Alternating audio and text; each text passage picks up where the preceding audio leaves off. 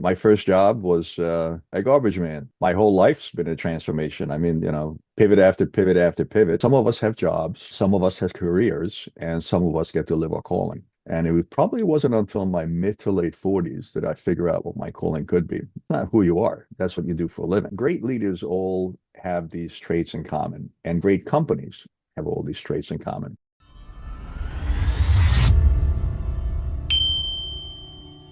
Hello, everyone, and welcome to a new episode of Redesign Your Life today. I'm Daniel Kobryner, your host, and this podcast is about transformation. It's about showing each of us that can change at every moment in our lives. We all have different experiences, and here I like to share and with our guests that everything's possible in life. And today I've got a very special guest with us, and really, I've got the honor to receive Tom Kereszti. I hope the pronunciation is all right, Tom. And so, Tom, he spent 25 years in Fortune 500 C-suites, different very famous companies like Colgate-Palmolive and Reckitt Benckiser, Philips Electronics, startups, and he's the author of two books. One of them is called C-Suite and Beyond, The Four Keys to Leadership Success, and his newest release is called Culture Work, The 12 Pillars of Leadership Multiplication.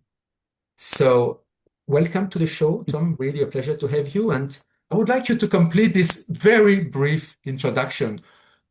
Who is Tom? Daniel, thanks so much for having me. And before we started the recording, you said your audience likes to hear about transformational stories. Mhm. So my whole life's been a transformation. I mean, pivot after pivot after pivot. And if you asked me 30 years ago if I would be an author of two books, I would say, what, are you crazy? I mean, why would I write a book and who would read a book? And now I'm author of a third book. I'm in the process of writing a third book. So I have a series of 5 books that I plan to publish. And they all started with the first book, which is called C-Suite and Beyond, which is the 4 keys or 5 keys of leadership. And then I do a deep dive on each one of them. And the first key was culture. So I did a deep dive on culture with culture work. And then we'll do a deep dive on the other 4 keys as well. So my whole life's been a transformation. My first job was a garbage man. And I was a kid. I think I was either in 8th grade or freshman year of high school, and lived in an apartment building. And if you've ever lived in an apartment building, you kind of walk out of your apartment and there's a hallway and there's a little closet where you throw down all your garbage. You open up the chute and you throw your garbage in there, and the garbage falls down to the incinerator or compactor down in the basement. But some of the stuff doesn't fit down that chute, so people leave it in the closet. That was my job every day I came home from school. Mhm. I would take out all the big items that were in the closet and carry them down to the basement, and I got paid $1 a day for that. So I got $5 a week. And back in the late '60s, early '70s, $5 for a kid that was in high school or 8th grade of grammar school is pretty cool, right? Then I graduated and I became a salesperson, right? I was in, again, maybe a year later, I was still a kid, and they would put us in a van and put us in these large apartment buildings in New York City, and we would knock on every door and sell Sunday Times subscriptions, right? So then I became a door knocker. And by the way, if you're in sales, you never door knocked, try it. It will change your life. It will change your sales habits. It's a great, great training tool, and I'm just happy that I got to have that experience when I was really a young kid. And I had all kinds of other jobs, and then I had a career. And the way I like to like to say about it is, talk about transformation. Some of us have jobs, some of us have careers, and some of us get to live our calling. And probably wasn't until my mid to late 40s that I figure out what my calling could be. And it's something that continues to evolve, what my calling is. And unfortunately, I just know so many people that just have maybe jobs, or maybe some of the lucky ones have careers. But I only met maybe a handful of people, and they're all great people. I love them dearly. Some are famous, some are not famous.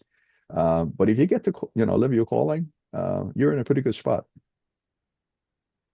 Well, thank you so much for sharing. I have to say, I resonate so much with what you are saying, Tom. And right, you talk about calling, for instance. I use as well the word, I mean, purpose as well. So, how important is it, for people to have this purpose in life? And if you don't have one, what can you do to live the life you really want to do? Well, I would say if you don't have one, start working on finding it, right? It's because it's so key. You're not going to be happy unless you're living your calling. I mean, just punching a clock, having a 9 to 5 job, and I understand some people get in that predicament because of a need. Maybe they feel financial constraints, maybe they have a family support, maybe they have some other issues, and they just feel like they need to work. I know this one young man. He's actually a pretty smart guy, and Mhm. I met him through one of the men's groups that we belong to in church, and he's a pretty smart guy. He could be a good consultant somewhere, but he's a manager of a car shop. I'm sorry, a car wash, right? He's a manager of a car wash because he needs to make rent and he needs to pay alimony and all that stuff. And he's not doing what he loves to do. So I'm not even talking about a calling. Not not he's not even get to do what his career he could be doing. He's doing a job 9 to 5 to pay the bills. And unfortunately, so many people are kind of stuck in that rut. And the only way really and they may be stuck in that rut for two reasons. One is because um, maybe they actually like what they're doing. They like the company. Maybe they don't like the job, but maybe they like the company. But usually it's some kind of financial compensation. Mhm. And they're kind of stuck there. I was lucky enough that I had a great career, and I was stuck in emerging countries. Right, I had a great life. I was an expat. I got to lead companies. My biggest ticket was about a 350, $400 million sales company. Mhm. And but they were all in emerging markets. I was constantly, traveling to Middle East, to Latin America, to Russia. And there's nothing wrong with those countries. I mean, they are absolutely beautiful and they have a lot to offer, and it was a lot of fun. But I was kind of stuck in emerging markets. To get into the U.S. market or a Western European market, there would be 100 guys ahead of me.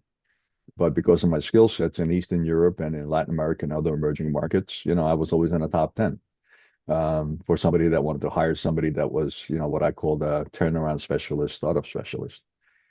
So, I was kind of stuck, and then I figured it out that that's part of my calling, but that's not my only calling because I think the other thing is if you ask an individual, like if I asked you, I said, Daniel, just tell me who you are, uh, and I'm not sure what your reaction would be, but many people's reaction would be, hey, I'm a podcast host, I'm a executive coach.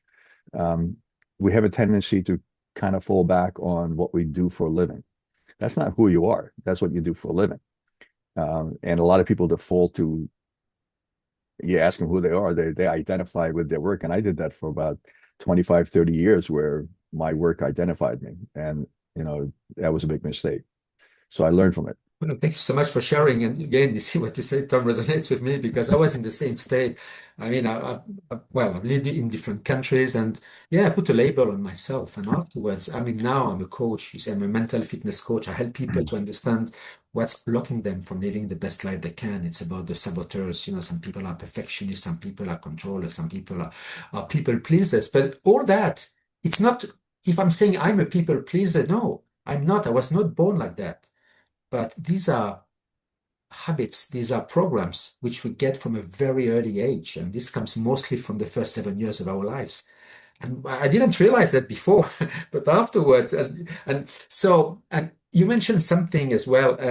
Obviously, you've lived in different countries. I see Mexico, Hungary, Brazil, Serbia, Israel, if I'm correct.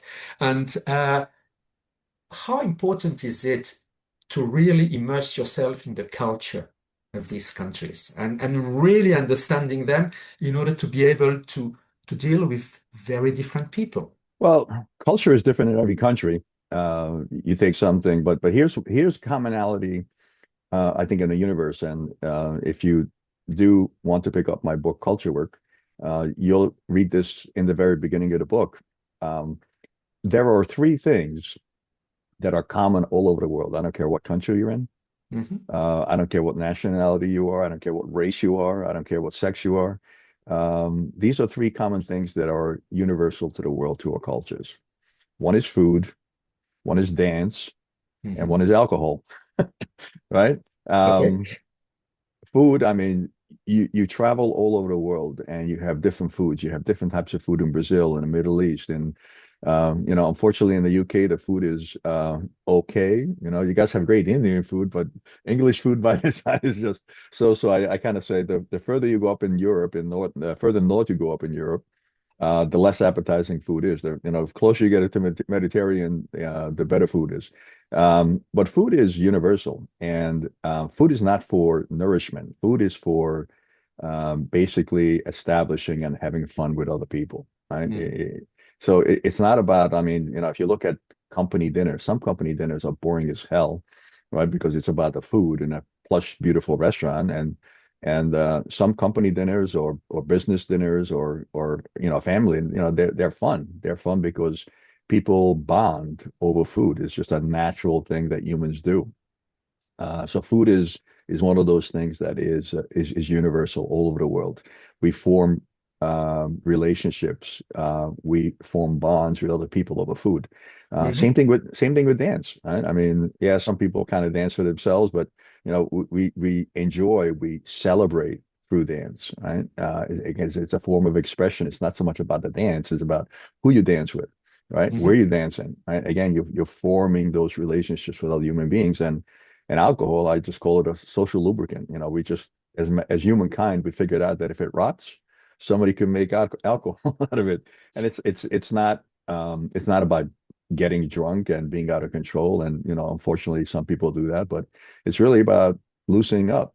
If you go to any business meeting, more bonding and more truth comes out at the cocktail party afterwards. You can be in a conference room for 6 hours, beating your head against the wall, and then you have, drinks or dinner or something after that, and that's where people start opening up.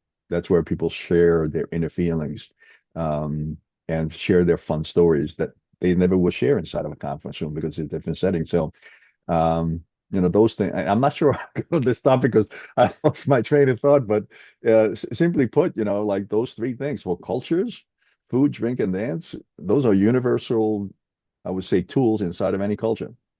No, absolutely. And I have to say, I resonate with this. You see, I had the opportunity to work for a Brazilian company, which was part of an American paper group. And I remember the first time I went to São Paulo, it's many, many years ago. I discovered feijoada. I discovered caipirinha. You see, Yeah, and yeah, it was not known. And it's true that, and when people, I mean, it's like part of their lives. Everybody does it differently, and it's who does it the best, and it's fun because it's really people they love it. It's part of yeah, it's part of their culture. It's part of their traditions of who they are. yeah, absolutely. Absolutely. So, I think now I kind of recall what your original question is, how important it is to Yeah, immerse to yourself in understand the culture. cultures. It's Yes. Look, and God gave me 2 ears and one mouth for a reason. I got two eyes, I got 2 ears and one mouth, and that is my eyes and my ears are there to learn and listen first and observe first before I open my mouth. So, for example, in Mexico, right? You mentioned that I worked and lived in Mexico City, and Mhm. when I showed up, I had a great local partner, and he was kind enough to introduce me to all the large buyers of the large companies like Walmart, Carrefour, and all the large retailers. Now, I represented a very successful company, Benckiser, that had great products, Mhm. right? But I called it the Mexican dance because it wasn't a moving target, but I thought I had agreements with people, but the agreements, kind of moved. And the reason they moved is because these people wanted to get to know who I was, right? So it wasn't that they just assumed that, look, you work for a multinational company, have some pretty good products, right? But who are you as an individual? So let's go out, let's have a bunch of drinks, let's have a bunch of dinners. Bring your wife. You can tell a lot about an individual, how they treat and how they get along with their spouse. So I called it a Mexican dance. That was, probably a series of 6, 7, 8 meetings with these guys, and not because they didn't want to do business with me. They just wanted to know who they're doing business with, right? And that's really the way that these, Latin American, countries work. It's a lot about relationships. And I used to laugh at all these, American guys that didn't live in Mexico or didn't kind of immerse them into local culture. And they would just come in with the PowerPoint presentations and, walk out of the conference room, high-fiving each other. Yeah, we killed it. It was great. And then, their local Mexican, partners or Mexican potential customers would just look at them and say, well, that was a great presentation. Really enjoyed it. And we'll get back to you. Right. And the phone never rang because, these guys were just arrogant. So it's about, in Mexico, it's about enjoyment of life. We had long lunches, me and my team that were there, we would go out for a 2 hour lunch to a hacienda. You would never think about doing that in the US. But guess what? At 5 o'clock, nobody went home. They went back to the office and we worked for another 2.5 hours after, a long 2.5 hour lunch. So it was just a different mentality. Absolutely. And thank you so much for sharing. And you see, I experienced what you mentioned in Brazil, Tom, but even in a country much closer, which is Italy. I've done a lot of business in Italy, and each time, before I even started any conversation about business, is let's have lunch, let's have dinner, talk, and exactly the way you mentioned that they want to know who you are because afterwards the relationship is very important, I think, in the Southern cultures. Now, Tom, I don't know if you've worked as well with countries like Japan, Korea, or even Switzerland. I think there the attitude would be different, wouldn't it, Well, culturally? it's a slightly different attitude. Like, I mean, if you and I've been to Brazil, and Brazil is, they're huggers. You go to Brazil, everybody, and like all of Latin America, you don't shake hands, you hug people, right? Yeah. You go to Russia, men will kiss each other on the cheek, if they're friendly enough. That's the local culture. I mean, I wouldn't dream of hugging a person in Switzerland or kiss him on the cheek. They would say, "What are you crazy?" Because it's just a more factual culture, right? So if you go to Germany, if you go to Switzerland, it's more about formal discussions. It's not so much about warm and friendly discussions. You still have to have that connection. You still have to have that dialogue with the other individual. It just takes a different shape. Yeah, exactly. And I think sometimes even we have to be aware that some of the values are different. For instance, timekeeping. If you go to Switzerland, I mean, really, the time is the time, and there's no way out there. And this will go over everything else. If you go to South America, this is very relative. But actually, when people are there late, it's like, you know what? I was talking with someone and I couldn't finish it, so it's why I'm here now. And if we get stuck to our our habits, this is where it becomes difficult. So I'm talking now about the power of adjusting yourself to the environment in which you are.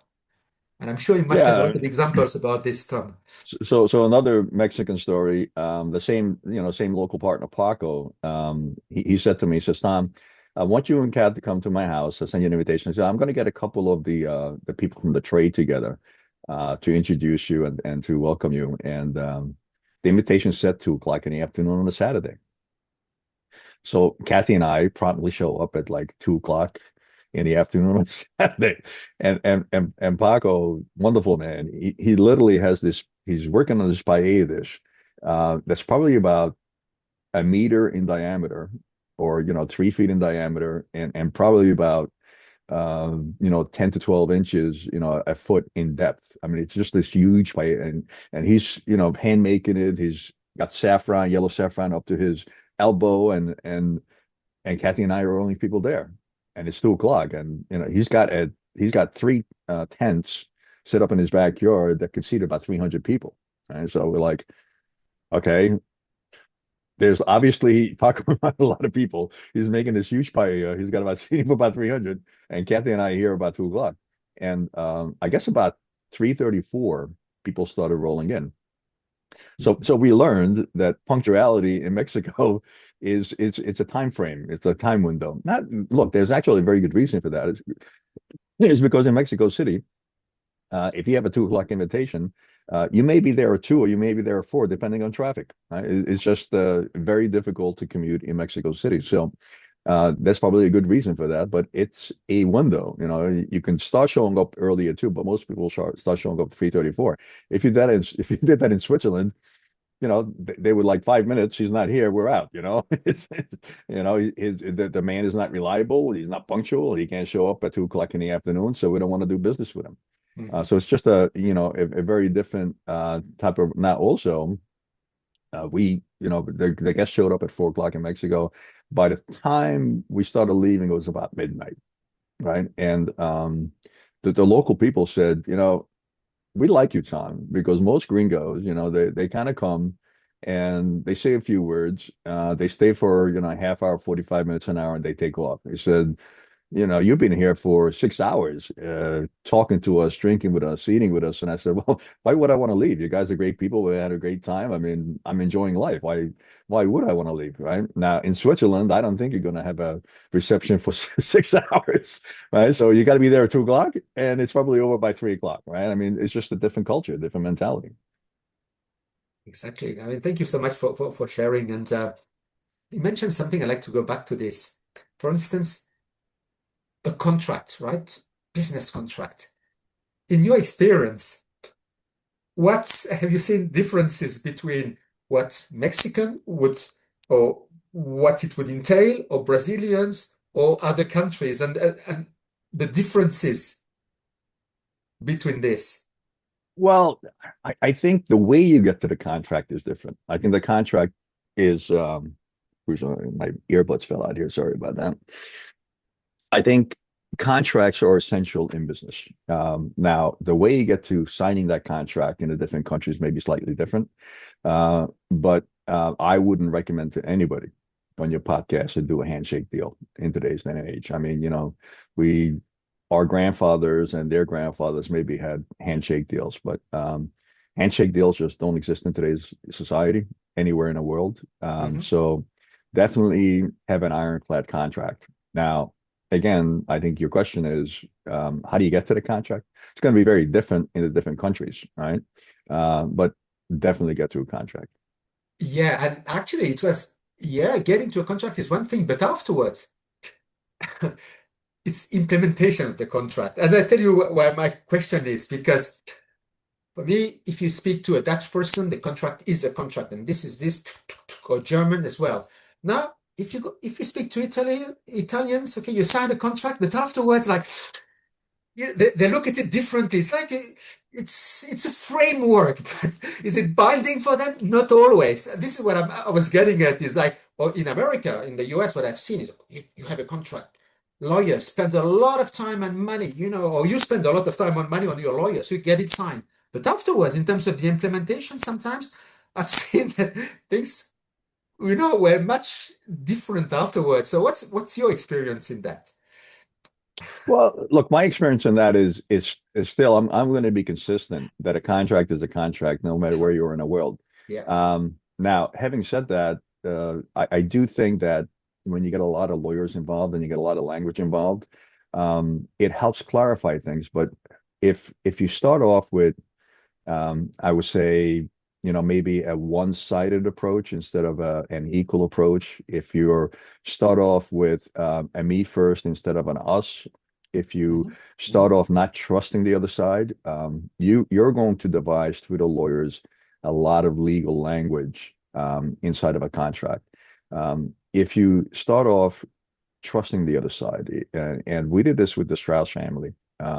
Just a great family out of Israel. I worked for them for a number of years, and I was the CEO of their international division. Hmm. And we did a lot of acquisitions, and they weren't acquisitions; they were joint ventures, 50-50. Hmm. And that was one of our, I would say, hidden strengths. We went up against whether it was Kraft at that time, it was Sara Lee, and Chibo. Some of the other companies. They were all trying to consolidate these local roasters in Serbia and other parts of the world. And they always said, look, we want 51% from day one, and within 3 years, we want to know how to get to 100. We Hmm. started off saying, look, we value what you did. We think you built a great business, and we want you to stay in part of the business. So we'll do 50-50. So it was a very different approach when we wrote a contract versus when Kraft would try to write a contract, right? Because Kraft would try to write it to say they're assured 51% from day one, and exit mechanisms that trigger, on some criteria that Mhm. assures that it's 100%. And by the way, we don't even want you, the guy that founded the business, they didn't want him in there, right? Or they may give him a sort of like a token job, right? We were exactly opposite. We said, look, you're a pretty smart individual. You built a business.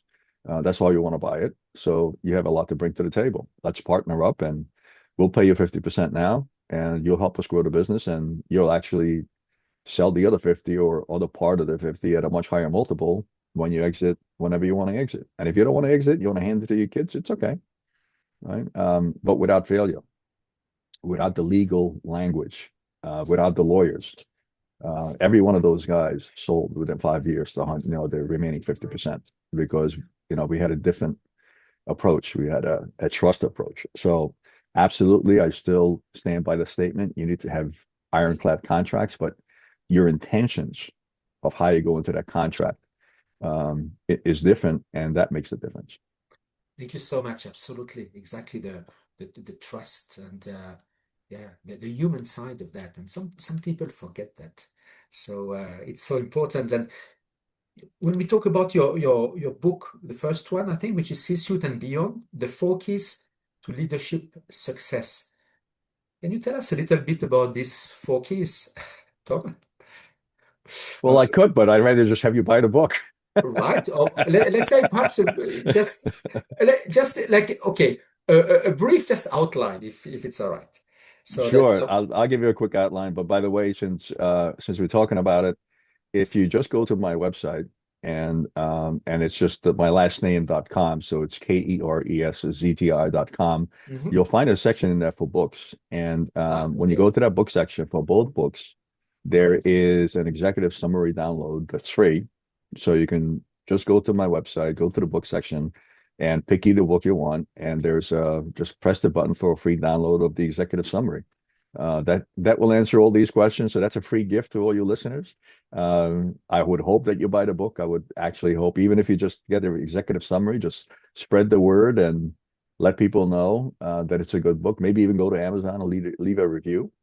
So that would be, also so welcome. But getting back to your original question, the four keys, again, the first key is, um, and the nice thing about C-suite and beyond these keys work equally well, whether you apply it to yourself as an individual or whether Mhm. you apply it to an organization, right?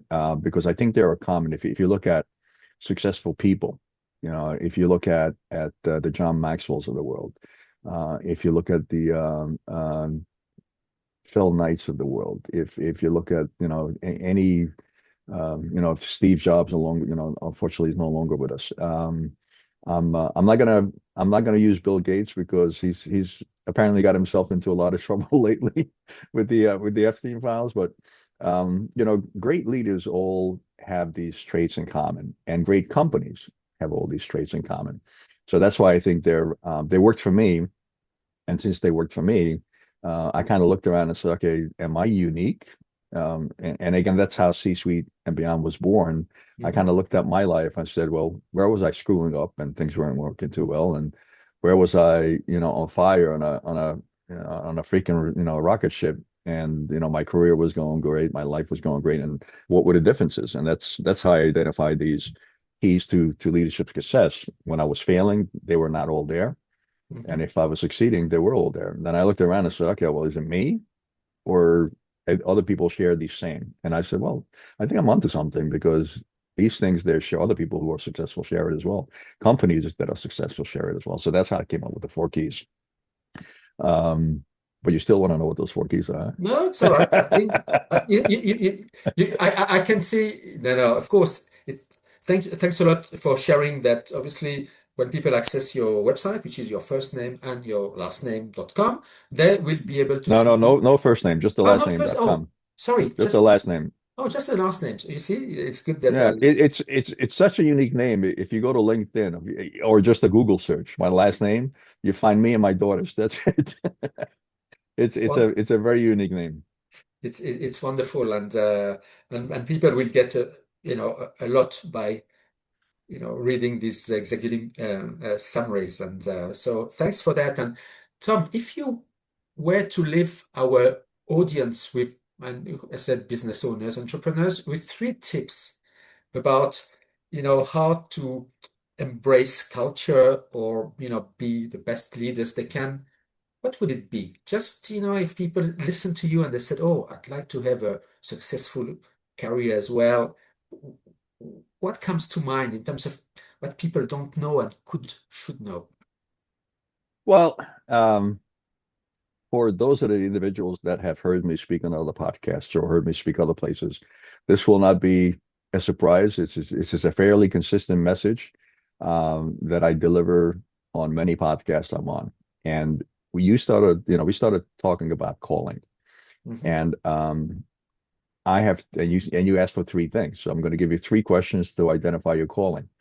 The first question is we kind of broach that as who are you? Right? And have clarity and imagine now, maybe some of your audience is familiar with a Venn diagram. Venn diagram basically are three circles, and they're adjacent three circles and they intersect in the center, right? So the center is where your calling is, and the three circles are three different questions that you need to get clarity on. So the first question is, who are you? Right? And that's your character. For an organization, that's their culture, Mhm. right? Um, and I think you mentioned something about a 7-year-old child, right? A Yeah, lot of you, yeah. a lot of your character is based on your values, and your values you learn as a young child, and they stay with you for the rest of your life. One of my values is honesty. How did I get honesty? The way I got honesty is when I was a 7-year-old kid, I lied to my grandmother, and my grandfather slapped me so hard my head bounced off the wall. Right? And I was like, all right, well, number one, that hurt. Number two, really pissed off my grandfather. So, and I respected the guy. So probably lying is not a good thing. Right? So it's one of those values that, honesty was one of those values that I developed early on when I was 7 years old. So who are you is really about your character. For an organization is really about your culture. Get clarity on that. Not what you do, but who you are. The second one is what are you passionate about? Right? Again, people are in 9 to 5 jobs. They're not passionate about it. It's just a paycheck, right? And especially if you're in leadership.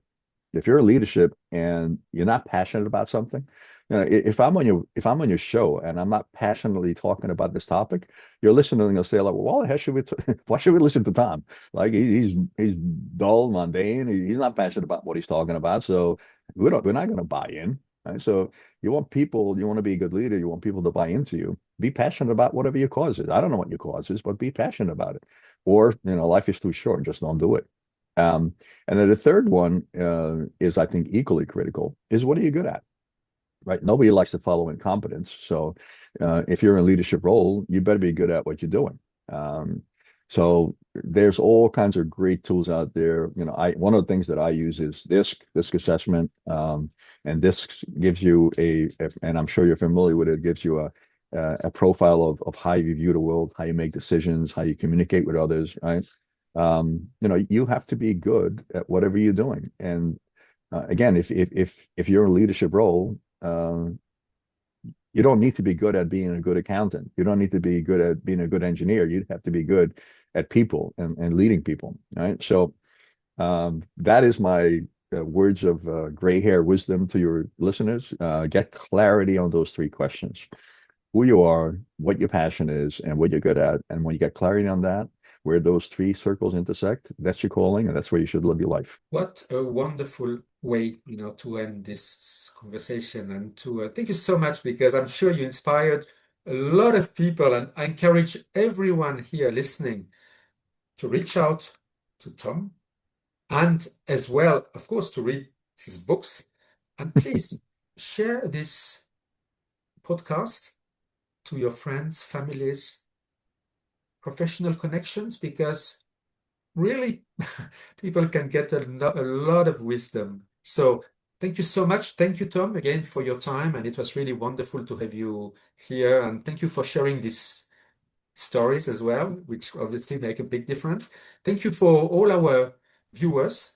And I say bye and see you at the next episode. All right. Thanks, Daniel.